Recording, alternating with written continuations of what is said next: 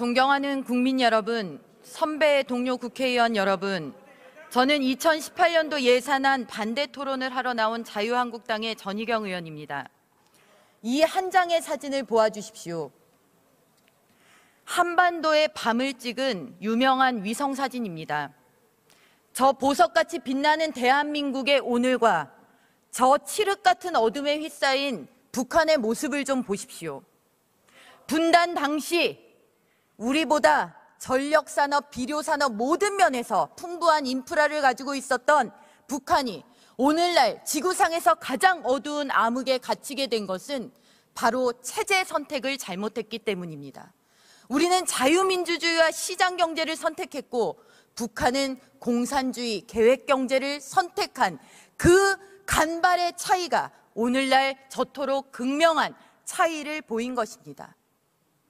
이렇게 대한민국을 지탱해왔던 체제가 2018년도 문재인 정부의 예산안에서 휘청거리고 있습니다. 공무원 일자리를 늘리겠다고 합니다. 인구가 줄어드는데 공무원이 어디서 무슨 일을 하겠다는 것인지, 이들이 일을 안 하면 혈세의 낭비요, 이들이 일을 열심히 하면 불필요한 규제의 양산일 뿐입니다.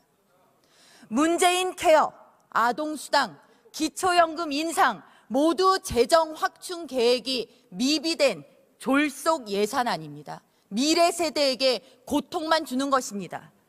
최저임금은 어떻습니까? 무턱대고 올려놓고 그것을 세금으로 보전한다고 국민들의 호주머니를 털어서 사기업의 임금을 국민들이 지불하게 되는 그런 어처구니 없는 시장경제에서 벌어질 수 없는 일이 벌어졌습니다. 북핵 위기 앞에서 남북협력기금은 또 웬 말입니까? 듣는 국민들의 귀를 의심케 하고 억장이 무너지는 일들입니다. 지금 대한민국은 명백히 거꾸로 가고 있습니다.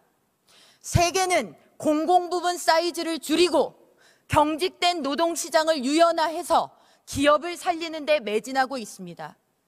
법인세를 인하하는 조세 경쟁이 도처에서 벌어지고 있습니다. 미국도 법인세 인하안을 상하원에서 통과시켰습니다. 법인세를 부자 증세라면서 국민을 기만하지만 법인세는 재벌 일가만 내는 것이 아닙니다. 국민이 냅니다. 주주, 소비자, 근로자가 내는 것입니다. 정치 논리가 경제 논리를 압도하고 있는 것입니다.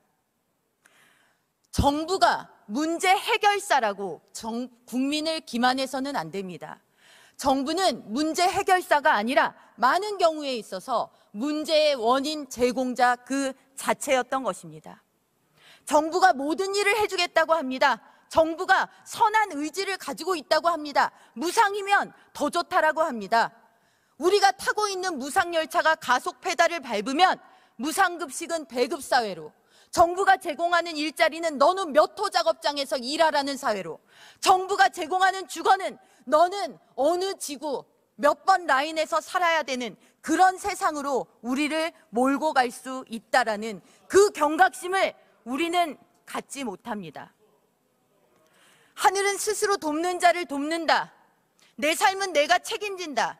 자조, 이를 세상의 가장 위대한 긍지로 여겼던 국민의 인식과 능력을 마비시키는 것이야말로 오늘날 대한민국에 있어 씻을 수 없는 죄악입니다.